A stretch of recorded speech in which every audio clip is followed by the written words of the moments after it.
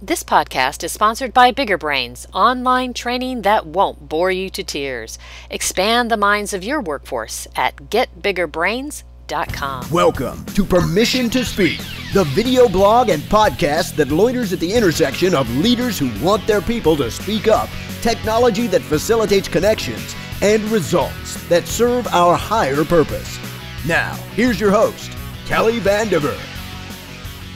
Hi, this is Kelly Vandever. We're picking up on part 2 of my interview with Jay Goldman. In this section, we're just getting ready to delve into more detail of the 3 principles of a decoded company. And as we discuss, you'll see how you can use data in your organization to empower your people to be more successful and to help your organization be more successful too. Enjoy. So you've kind of touched on some of the principles that are in the Decoded book. You talked about data as a coach, right? That's technology. Tech as a coach. Technology as a coach and a trainer. And then the third one is engineered ecosystems. So before we go to the ecosystem piece, is there anything else about technology as a coach or a trainer that we haven't touched on? One thing what you talked about in the book was accelerating tenure, and you've kind of talked about that a little bit with some of your examples on onboarding. Anything else to add about that? Yeah, I think as a general principle, the idea of tech as a coach is how do you make everyone on your team as good as they possibly can be, and the technology is there today to gather massive amounts of data and to analyze that data even in real time, and then to be predictive about how it can help. So, we think about something like interviewing. We talked about people not being trained on management skills. Nobody's ever trained on interview skills. We just assume that you should be good at interviewing because you've made it to this point in your career, you've been through a bunch of interviews, and you know how to do the job. But interview skills are actually a very difficult thing to get right. Not least of which there's a legal impact to not being told what you can ask or what you can't ask. But even aside from that, how to get an answer out of people, how to understand it, how to not lead the witness to get to all of that, those are important skills. And so one of the ways where data becomes so interesting when you have the ability to do machine learning and artificial intelligence and sort of what we think of as data science against that data. If you think about even just hiring data for us, so we have a long history of hiring data now in the system, longer than most of our clients, although they're catching up to us, or I suppose they're not actually ever going to catch up, but they're building up a significant amount themselves. But we can take that data and we can say, okay, out of any given cohort of people who are hiring at Klick, which ones of those are the top performers from that cohort? Great. So now we know sort of who our rock stars are. Now go back and look at the interview data. Who actually interviewed those people? And of the people who interviewed them, who made a hiring recommendation? So in other words, for our set of interviewers, who is best at picking high performers? Who is best at identifying those candidates who will become our high performers later? And it turns out to be fairly predictive. There's actually a set of people in the organization who are really good at picking those people, a set who are really bad at picking them. In fact, there's a set of people who regularly say no to the people who will become the high performers later. So now we can coach here. So this is where the tech can become a coach. It can coach those people who maybe need some help on interview skills. It can identify not just that you haven't interviewed a GAD before, but actually you're not as good at interviewing as other people are. Let me deliver a teachable moment that will help our interview skills get better across the board. And we've even turned our best interviewers into coaches that help the people who aren't as good at interviewing. So think about the impact that has on our organization. It's a very small thing for us to do from a data perspective. But if we can actually make everybody in the organization better at interviewing, we will increase the quality of candidates that make it through our hiring process, which has huge impact downstream on the rest of the organization. So that's really, if you think about tech as a coach, in a way, that's sort of the heart of this. How do we go from you have to fill in your business expense report in triplicate, and that's the system enforcing a business rule and yelling at you as a referee, to actually whispering in your corner, in your ear, and helping you to that much higher level of performance, right? So that's sort of the basic principle there. And I think you can apply it to so many places in an organization when you get out of the mental state of enterprise software to mostly to this point has existed as a set of business rules that have to be enforced. The example that we gave in Decoded, which is actually an example about me, which drives me crazy. So I'm a vegetarian. I don't actually eat meat. And I fly a lot on Air Canada because we're a Canadian company and we're based in Toronto. I can't have a vegetarian meal preference in my Air Canada profile because there's a business rule in Air Canada's booking system that says that you can't make changes to a ticket that has a special meal request within 18 hours of the flight because they won't be able to deliver the special meal in time. That makes sense, right? But the business rule should say, so are you okay with giving up your special meal request? What it actually says is you can't make changes to the ticket. So, business travel is business travel. Changes within 18 hours of the flight happen on a vast majority of the flights that I'm on. So we actually had to take the meal preference out because it reduced the flexibility of being able to make changes to the travel. And so I often go without a meal on flights. That's the end result of that particular business rule. Now, it's a bit of an absurd example, except it's not actually an extreme example. It's just an absurd one. Every organization is riddled with business rules that are exactly like that one. And they're there because at some point in time, somebody found a way to screw up. And as a well-managed, professionally managed organization, you go back and do a postmortem. You say, how early could we have caught this mistake that we've now made? We could have caught it here. You put a business rule in place to protect against that outcome happening again. You update your standard operating procedure. You train everybody on the update to the standard operating procedure. And now the organization is that much slower as a result of that change to the process. And we think of this, and probably because of our sort of life science background, as plaque building up in the organization's arteries. And as you keep doing this, the plaque gets worse and worse, and the artery gets slower and slower until eventually it actually just stops the blood flow, and then you have a heart attack. And that happens in the organization. You have the impact, effectively an organizational heart attack because your process has become so slow and painful to go through that it actually has effectively stopped.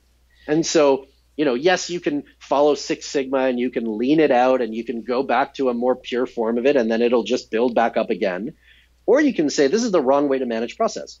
Why does this have to be the same process for the person going through this the first time as it is for the person going through the 100th time? Standard operating procedure only makes sense for people who are at the same level as you are. It doesn't make sense for your experts at this. And so SenseiOS adapts process to the individual who's going through it. It can put more watch guards on for somebody going through the first time and take them away when somebody's proven success or trust at being able to execute that. It can provide teachable moments, not where your onboarding is you need to go through 3 weeks of training before you can start the job, and you're honestly going to forget 60% of that training because you're not going to need it for 6 months. Why deliver it up front? Because there wasn't a way to be able to do that in an efficient fashion earlier. But now the system can adapt to that and it can easily deliver that training when it needs to. And so all of those are really examples of tech as a coach changing the way we think about these systems. Okay.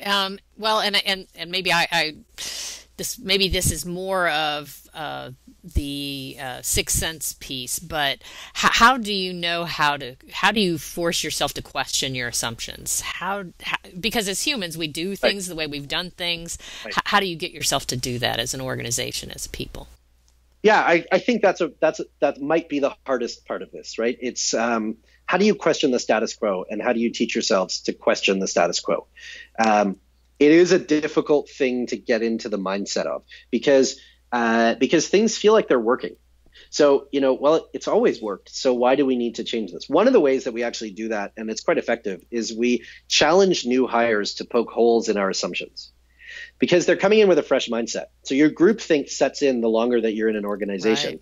Right. And something that was actually a brilliant suggestion 5 years ago may not have grown alongside the organization.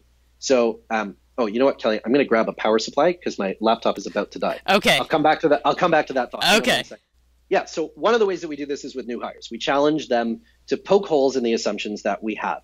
We might have had a brilliant idea 5 years ago, and then that idea just hasn't grown and scaled with the organization. And so it's no longer a brilliant idea now, but we keep doing it because we've just done it that way for 5 years. And at our growth rate, that means that there's 5 years worth of new hires that were trained as that being the way to do it.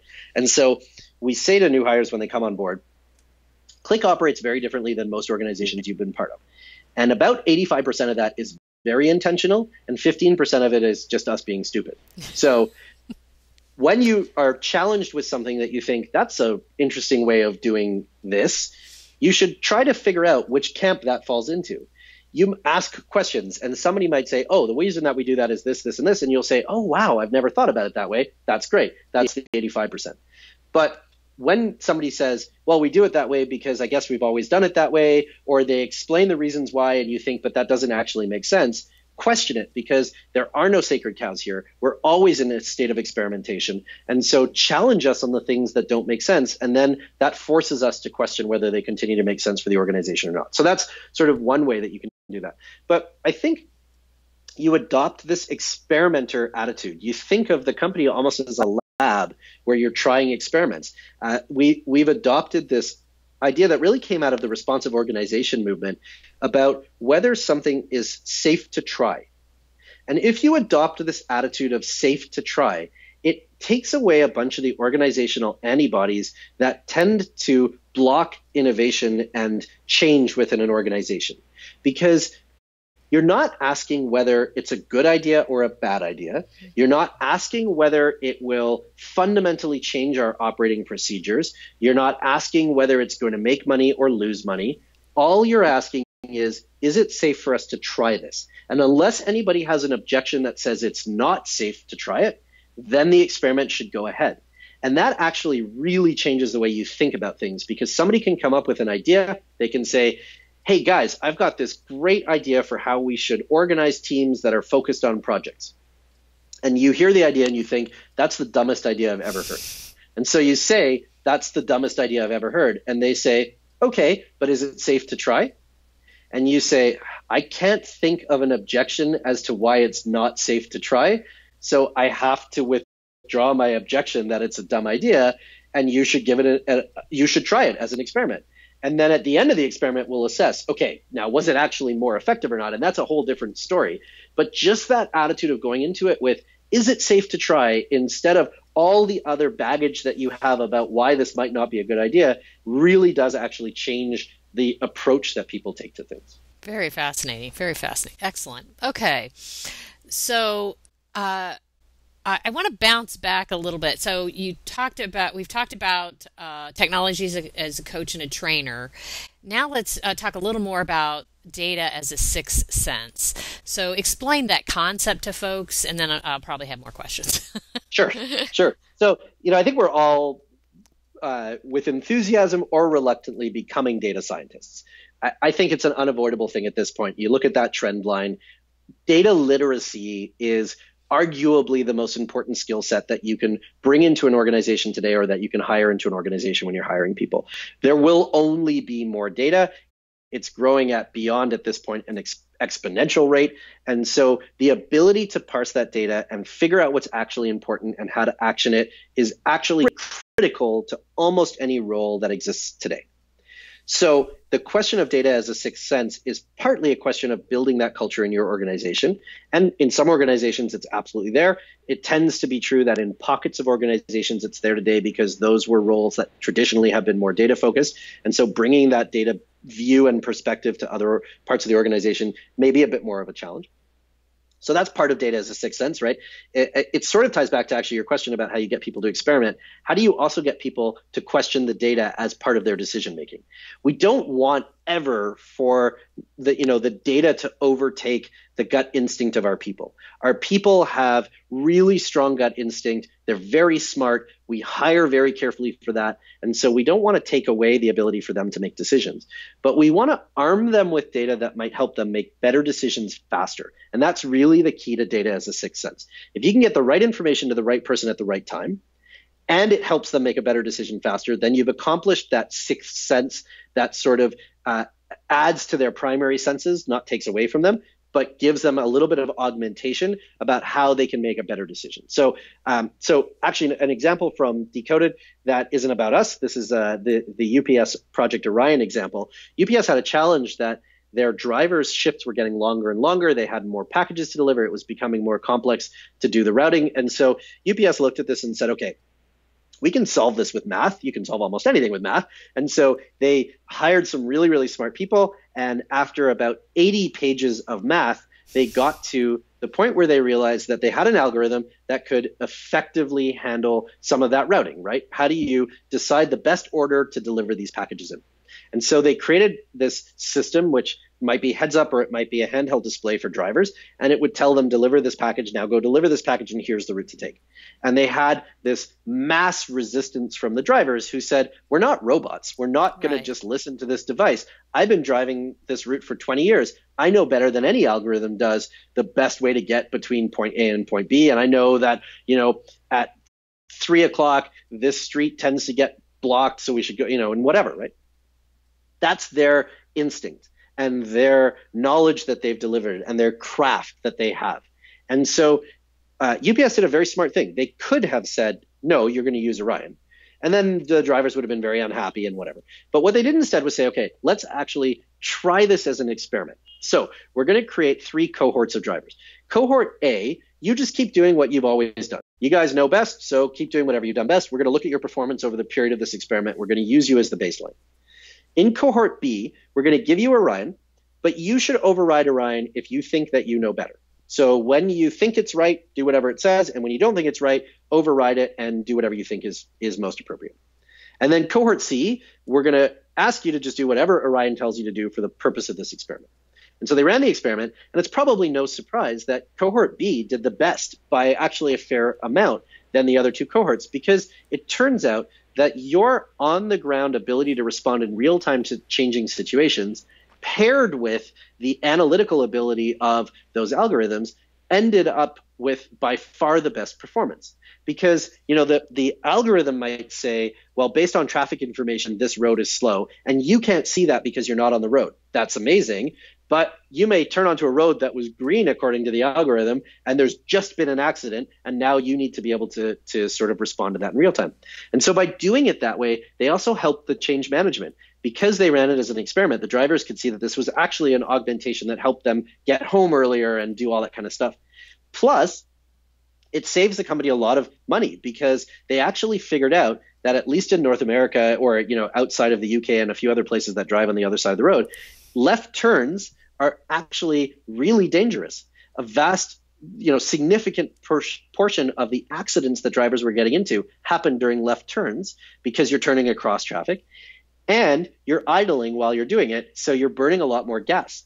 So they actually, in the algorithm, eliminated as many left turns as possible, which made it safer for the drivers, but also saved the company a ton of money in gas. And it's better for polar bears because we're burning less CO2 and, we're harming the environment a lot less. And so that's really a great example of data as a sixth sense. We're augmenting the ability of the drivers to do a better job of their job, and we're making them happier and more engaged in their work. We have the ancillary benefit of saving the company a ton of money and being better for the environment. So it's really a win-win-win across sort of everybody that's involved in that particular piece. And I think a very elegant example of data as a sixth sense.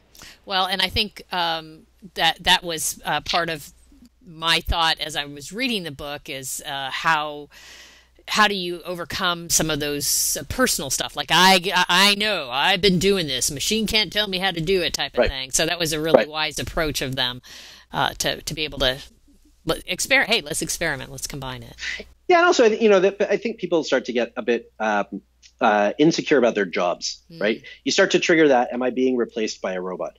At some point, if you're just blindly following, and I actually feel like this when I'm driving in my car and I'm just listening to Waze or whatever telling me where to go. And I start thinking, why do I still have to drive the car?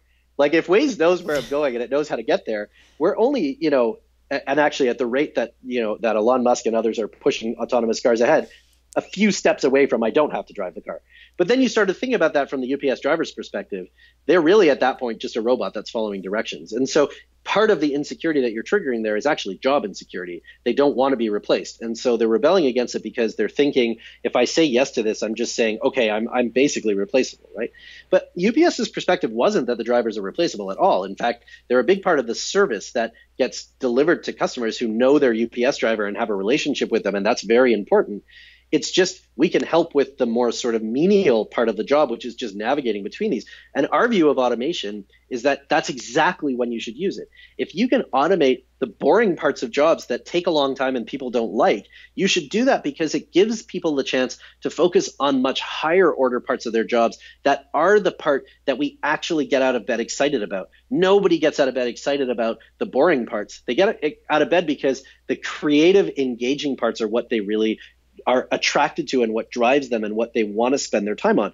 So if we can apply automation to take away the rest of it, not only are they happier and more engaged, but also that's the error-prone stuff because we're not great at it as humans, right? Copying data from one place to another place is highly likely to be filled with mistakes because it's boring and our brain isn't engaged in it and it's not what we're well suited at. Turns out computers are really good at that stuff.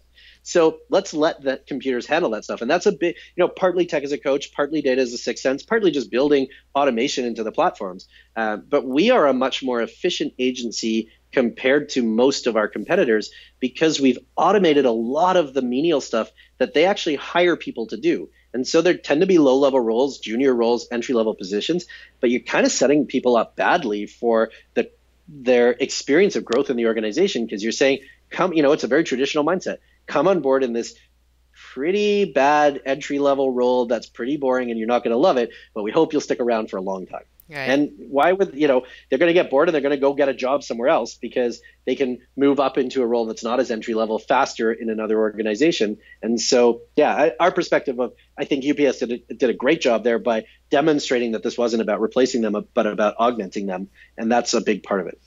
And I would imagine with all the processes and stuff that you have, making sure people understand you're not taking out the human side of things. Just because you're data-driven does not mean you take the human side out of things. Right. I mean, we make a point in Decoded about talking about this. It's a big part of our culture. This isn't about the system making decisions, ever. It will never decide, we should let somebody go because they're not performing. Those decisions absolutely need to be made by people. They will always be made by people. I don't think we'll ever have an algorithm that gets to make those decisions. It can inform the decision that needs to get made. It can provide context and situational awareness. It can help to negate some of the emotional response that we have in those cases. You might enter a situation thinking this person isn't, pulling their weight, but actually you just haven't seen that they are, and the data can help you to understand that they are. We talk in the book about part of the data that ends up in those in-flight readings is what we call weekly review. Weekly review was a hard-earned lesson for Klick. The story in the book goes into more detail, but basically we many years ago screwed up pretty badly on a project we were doing for a client, still delivered it on time. The client was happy, but we lost a bunch of money and we burned out some really good people who left. And that was really painful. And the worst part was when we did the postmortem, like all organizations do, right? Everybody said, I told you this was going to go like this. And then we realized that, and you actually said this, right? This is people aren't talking to each other within the organization. They had just told different people, and the data had never ended up getting collected together in a way that said this project is starting to go badly, is going badly, is a disaster, is madly on fire. At no point in that was it caught when it could have been easily fixed. So we created the system called Weekly Review. Every week it asks people, it takes about 10 minutes to just do a quick weekly review. We look at 3 things in that review, actually 4 things now. The first is what we call Project 360. So any project that you're working on in the organization that you actually touched this week, so not the entire universe of things that you might get asked to look at, which would make this arduous and painful, and but just very quickly the set of things you actually worked on. Red, yellow, green, or blue for awesome. So a level above green, right? So blue, something amazing happened, I want to celebrate it. Green, everything's going as planned. Yellow, I'm starting to get some concerns. Or red, there are big problems. And for yellow or red, we give you a set of things to choose from. It's adaptable to the organization. In our case, it tends to be things like I have a timeline concern, I have a quality of deliverables concern, that kind of stuff. And for some of those things, like, for example, a financial concern, maybe I'm worried that we're running out of budget on this project, we give you data as a sixth sense right there. When you go to choose financial concern, the system will tell you exactly what the burn rate of the project is, and does it look like we're going to run out of money? And so you might think, man, I feel like we're spending so much money on this project, and you go in there to pick financial concern, and then you look at it and you say, oh, I was actually wrong about this. We're not running out of money. Or I have a team burnout concern. I feel like the team is killing themselves. But then you go into choose team burnout concern, and it will actually tell you how much effort is going into the project by team member. And you can look at it and say, oh, actually, they aren't. So I thought we had a problem here, but we don't. Or you might just look at the burnout and say, oh, wow, I had no idea the team was putting this much effort into this. Now I have a burnout concern that I didn't have before. But either way, we've helped your gut instinct to be informed by that data. And I think that's really that key point where this goes from being an annoying, harassing system to something that's really adding a lot of value. Very cool, very cool. And I remember taking my classes in college on sociology and psychology and hearing about these research projects that informed you differently than what you might have thought people would do. And that's what I love about data, is it gives you that advantage of being able to see it for what it really is. Yeah, absolutely. For all the listeners, I would really encourage you to do some reading on the topic of unconscious bias. It's a fascinating topic. It is one of the biggest roadblocks to proper diversity in organizations. It's, the conscious biases that we're aware of. We can either negate them or we can choose to listen to them, but we know about them. What's fascinating about unconscious bias is you don't actually know that you have it, but it informs all the decision making that you do. And Harvard has actually done some really great research into unconscious bias, and they have a website that you can go and do some online experiments that demonstrate to you whether you have unconscious bias on a wide variety of topics. They have one on race, they have one on gender, they have a whole bunch of different ones. They're short, you do them in your web browser, it's just clicking through. And really what it's trying to get to is understanding your response time to different stimulus, because if you respond to the stimulus very quickly, there was no filtering in your head. So you have no unconscious bias about it. It's just pure reaction. And if you had to think about it, even for a fractional time longer than the immediate reaction, your brain was processing it, which suggests that there's bias there. And so you can go through one, say, for example, about gender equality, and you'll figure out very quickly whether you unconsciously have a bias in one direction or the other, or about race, for example. We've started doing that with everyone involved in our hiring process, because the unconscious bias might have you choosing not to hire. A sort of very timely example would be the trying to encourage our teams to hire more women into technology roles. It's a very important thing for us to do. We believe strongly that diversity on our technology teams results in us building better systems, better products, having better ideas, and I think it's critical that we're aware of this. But you might, as a hiring manager, have spent your life in technology and have an unconscious bias that men are just better at programming than women. That is absolutely not true. They are not better at programming than women. It's very important that we erase that. But if you don't tell people that they have that unconscious bias, they're not aware of it.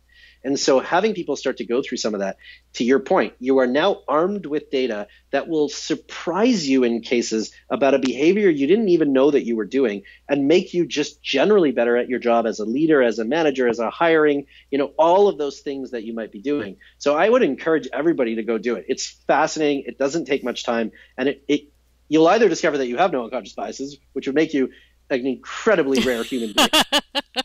Or you're going to learn some things about yourself that may be uncomfortable truths, but may help you do a much better job of all of those things. I definitely want to do it now. Okay.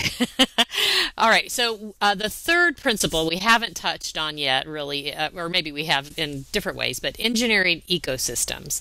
Yeah. So would you mind sharing about that?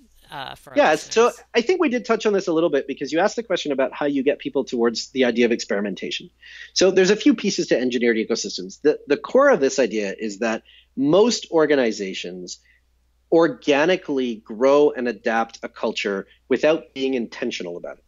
So they don't, they will write a mission statement and they will put it on a plaque in the lobby, and then everyone will ignore it.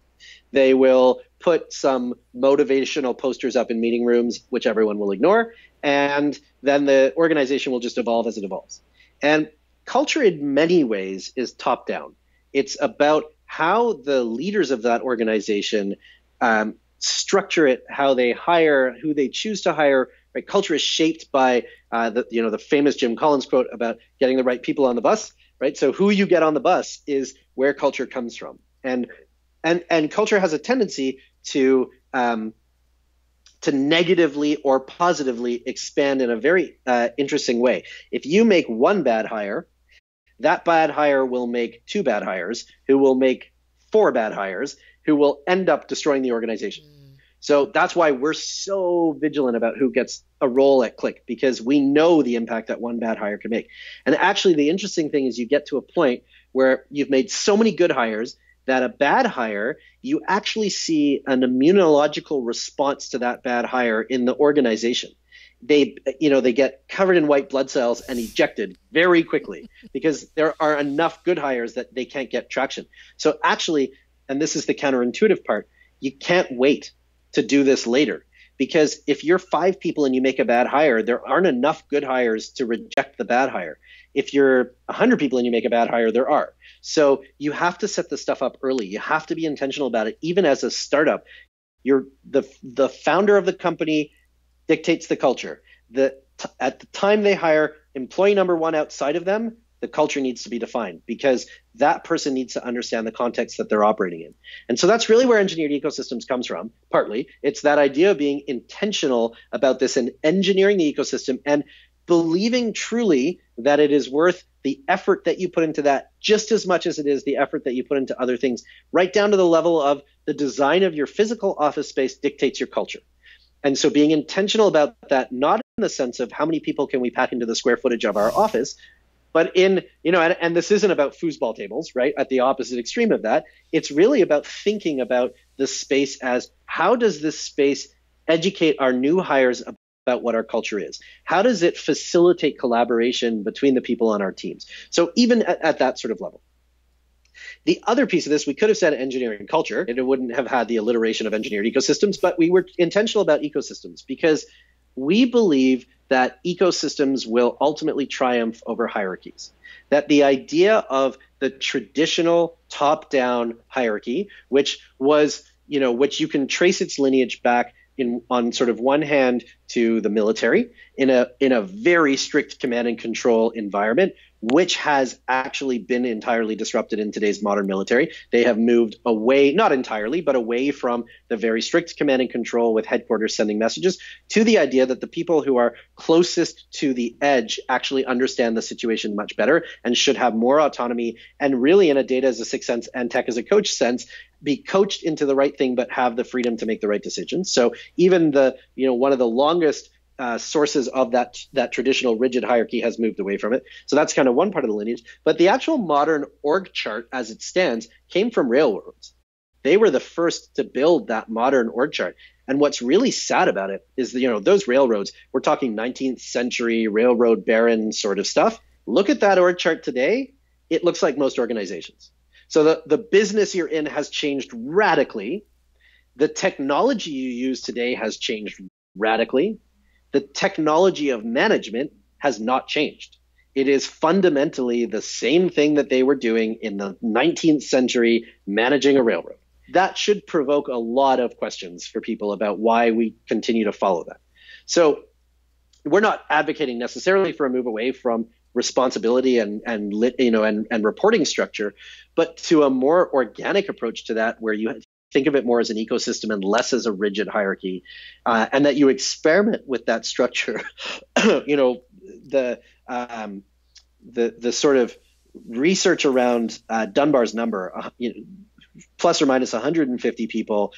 Dunbar was a sociologist who came to this number as the number of personal relationships that one person can reasonably maintain.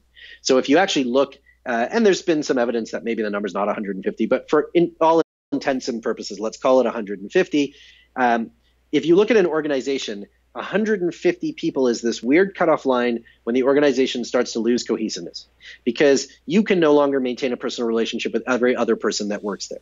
And if you look traditionally, and where his research lent itself more to the structure of tribes and and that sort of thing, at 150 they started to actually fall apart and they started to split and form separate tribes. So we looked at this and said, when Klick hit 150, we had a set of challenges that were new. We hadn't had them before. And so there's lots of features in the SenseOS that came out of the fact that at 150, you can't maintain those relationships. But at 700, you don't have that small company feel anymore that people love. So how do you structure yourself so that you can?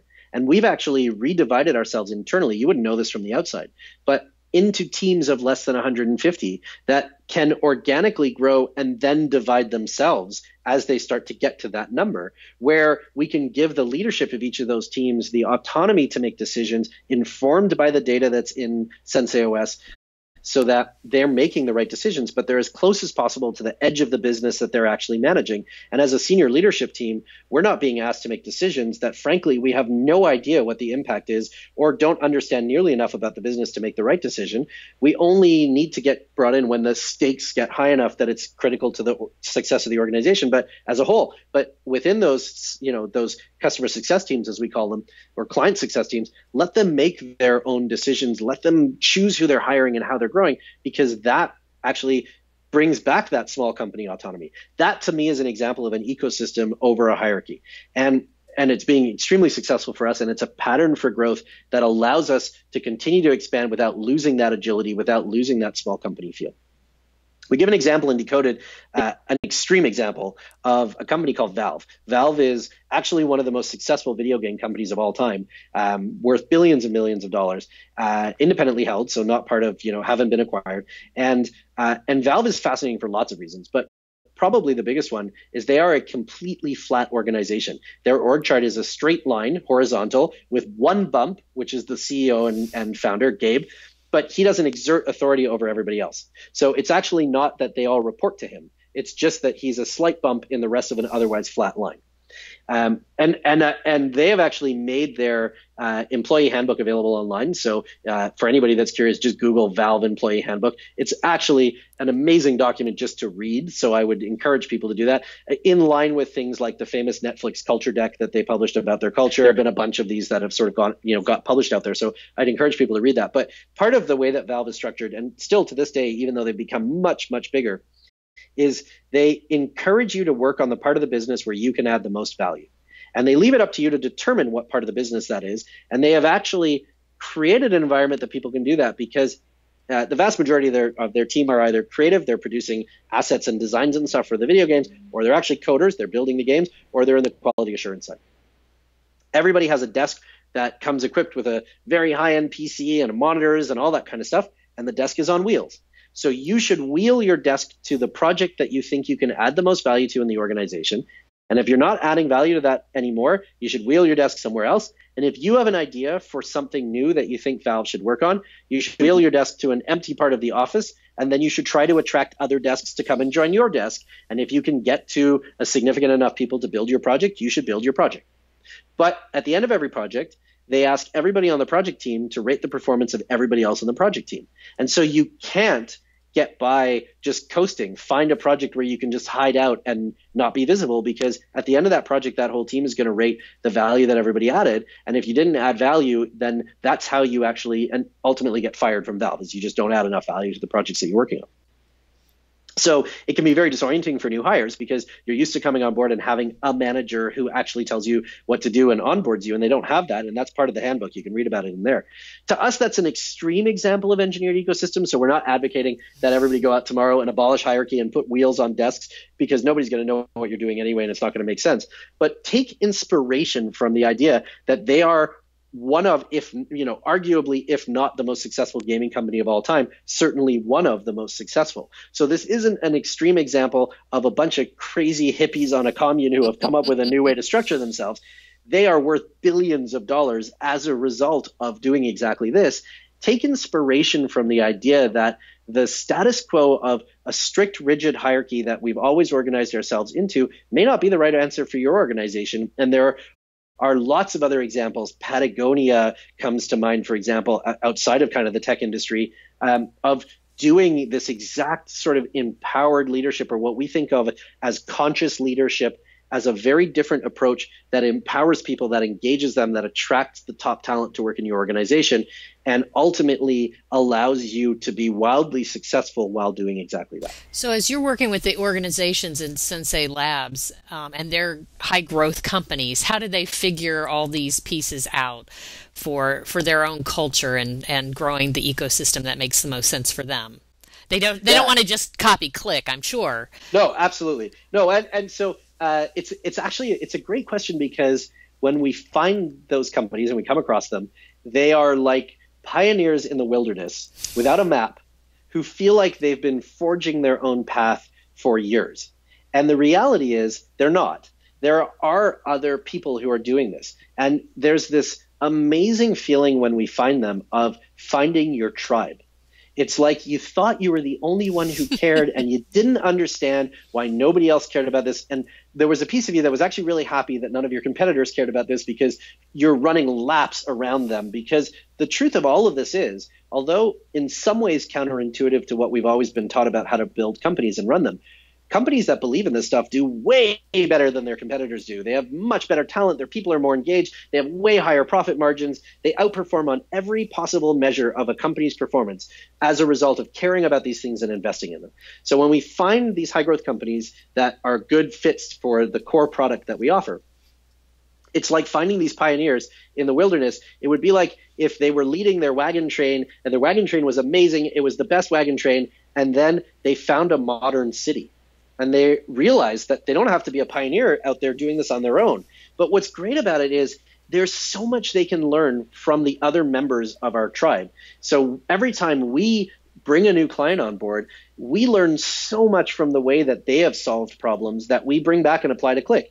And they learn so much about the way that we've solved them. And now as we're building this growing client base, all of our clients are learning from each other about the way to solve these problems. And so we might encounter a particular challenge in one client and say, oh, you know exactly who solved this? One of our other clients. And we'll connect those two people sometimes and they'll have a conversation and they'll come back and say, that was amazing. We've just learned this whole new way of solving this challenge. We're going to put it in place tomorrow. Sometimes it has nothing to do with our software. It's just a great way of solving a particular challenge. So it's not about replicating Klick. There are things we do at Klick that make that other companies can adopt to make them successful. There are things we do at Klick that will work for nobody else on the planet. Likewise, there are things that they do that we can empower through our software. There's things that they do that don't need to have anything to do with software and wouldn't work if we brought them back to us. We think of our platform as a cultural amplifier. It adapts to the culture of the organization that we're deploying it in. It's designed so that we can adapt it through some simple customizations to really embody their culture. You think about rolling out enterprise software of almost any other sort of major enterprise software you can roll out. You can roll out an ERP, you can roll out a CRM, you can roll out HCM, you can roll out any three-letter acronym.